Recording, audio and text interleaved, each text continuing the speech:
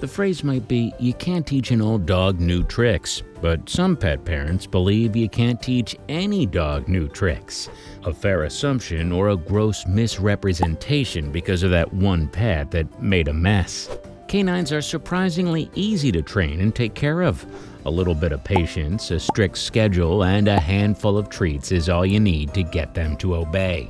We're looking at 10 cool dog hacks, including how to teach your dog to pee outside. Let's get into it. Number 10, training your dog to pee outside. Commitment, consistency, and a whole lot of patience. The training triad for any pet. Training your pet to relieve itself outdoors might seem like a daunting thing to do. You can't let them do it indoors, and it wouldn't necessarily be fair to scold them for not being able to keep it in. What do? You work out a schedule with your puppy. Generally, dogs can only hold it in for about an hour on top of their age. For example, a 2-year-old dog can hold in their pee for 3 hours, and a 3-year-old dog can hold in their pee for 4 hours. This is, however, not always the case. Let's say your pet has had a good meal, has been pretty hyperactive all day long, or just woke up, in which case they want to find the closest spot to pee as soon as they can. When training your pup, it's important to revisit the same spot. Training comes with consistency. Same spot, same time, and same reward. Pets learn by positively reinforcing their actions. That is, giving them a reward every time they do something they're supposed to. This doesn't spoil your pet. It teaches them that a job well done will have a good outcome. It's also important to only reward them after they pee while they're still outside. Do not reward your pet when it comes home. Other tips to help out include placing a leash around your dog when it pees and putting them on a regular feeding cycle. Number 9, get creative with commands. What do you do when it feels like your dog would rather do anything in the world other than listen to what you have to say? Experts suggest this is because you're not being creative with the way you ask them. There's a pretty obvious language barrier between you and your pet. Unfortunately, we haven't figured out a way to overcome this barrier, but we have found other ways to communicate. The simplest way to get them to listen to you is to get creative in the way you ask them. Something that would catch their attention and keep them stimulated. For example, it sometimes feels impossible to get them to drink even a sip of water. What do? You get creative. In this case, place a couple of their favorite toys in an ice bowl and allow it to freeze overnight. Your dog will then try to lick through the ice bowl to get to the playthings as fast as they can. Keeps them hydrated, stimulated, and still long enough for you to get other things done in the meanwhile. Number 8, stick to a schedule. Contrary to popular belief, a love language isn't one without any rules or repercussions. You love your pet, but you need to be stern with them in order to get them to obey you. It's about asserting dominance and not allowing them to be a menace. But some pet parents feel uneasy having to scold their pet, and that's perfectly valid. Look at those puppy eyes. Damned if you do and damned if you don't, right? Not really. You don't have to be mean to your pet to assert dominance. You could just stick to a regular schedule to show them who's in control.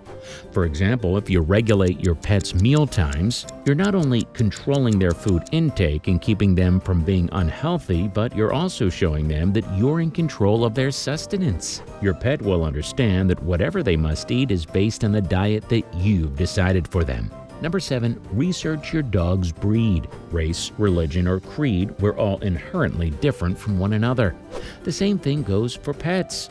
One breed differs from the next, and even dogs within the same breed have several differing characteristics. For example, not all golden retrievers are hyperactive, not all Irish setters are homebodies, and so forth. However, experts recommend doing your due diligence before introducing a pet into your family. They're going to be an integral part of your household for a long time, and it's important to establish compatibility early on. For example, it would be unfair to keep a larger dog in a smaller space or to keep a smaller dog in a space with larger dogs. Additionally, read up on their behavioral patterns, grooming needs, and health issues. A well-read pet parent is way better than a well-meaning one. One knows what to do in a crisis, and the other won't have a clue. Number 6, know when you reward your pet. Training 101, have enough treats on hand. Giving your pet a treat each time they perform a task or listen to you reinforces the idea that they're doing something they should. It encourages them to repeat the same behavior for more treats. However, you can't hand them a treat for everything they do. Not only does this devalue the treat, but your dog would believe that they're entitled to receiving rewards for everything they do. Don't be greedy with treats, but don't be open-handed either.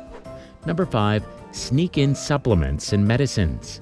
Dogs aren't really receptive to bitter-tasting medicines, but then again, who is? Pet parents, new and experienced ones, complain of the same thing. How do we get our dogs to take their meds without creating a fuss? Dogs can get sneaky when it comes to disposing of their meds. Some pet parents have seen their pets spit their meds out in different locations to keep their owners from finding out. Get creative with it. Give them their meds covered in peanut butter, surrounded by salami, or in a way they won't suspect it. Find ways to make DIY pill pockets. You could always crush their supplements and mix them in with their water. Additionally, experts recommend adding electrolytes into the water bowl to sneak in their daily requirements. Number 4, socializing early on. We now know that some dog breeds are more introverted than others.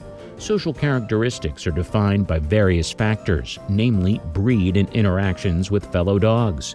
Even if your dog is a homebody, they would still require social interactions with other pets and humans. Experts recommend getting pups to socialize earlier on. The ideal age to get them to interact with others would be between 4 to 8 months, but this could be stretched up to a year. However, the more you wait, the more difficult it becomes to get them to interact. Start off small, a couple of monitored play dates with dogs of their age, breed, and size. Move on to walking them in friendly neighborhoods with their leashes, and then take them to dog parks. A dog that's been kept isolated will end up getting anxious and depressed. They might also act out and have uncontrolled bursts of anger. Number 3, don't change methods midway. You can't expect your pet to pick up a book and read up on the chapter for training all on its own. You can't expect them to know what a book is, let alone to read one. However, dogs are actively trying to learn new things. To do so, they need you to stick to a schedule and maintain a single method. You cannot change your method midway. Not only would this confuse your pet, but they'd end up back to square one. Number 2, making grooming fun. Brushing your pet's teeth every night, combing through their hair, and giving them an occasional bath is all necessary to keep your pet healthy. However, we've noticed that pets aren't usually too thrilled to be groomed. How do you deal with a fussy dog that won't let you give it a bath? You find a way for your pet to want the bath. Place a couple of their favorite toys in the water, keep the water level low, incorporate a few bubbles to get them stimulated, and so on. You could also give them soft treats after brushing their teeth to encourage their oral hygiene habits. The only way you'll ever get your pet to listen to you is if you make every activity one they'd enjoy. Before you know it, they'll be the ones asking for a bath. Number 1, always keep an emergency doggy kit with you. What is an emergency dog kit? It's a DIY kit with a few canine essentials to always keep you a step ahead. This kit doesn't necessarily have to be a first aid kit. It could include toys, treats, and stimulating objects that would calm your pet down or otherwise help it in any stressful situation. This could also include poop bags, Band-Aids, and other essentials. Do you know any cool dog hacks? Let us know down in the comments, and don't forget to like the video, subscribe to INFORAMA, and we'll see you in the next one.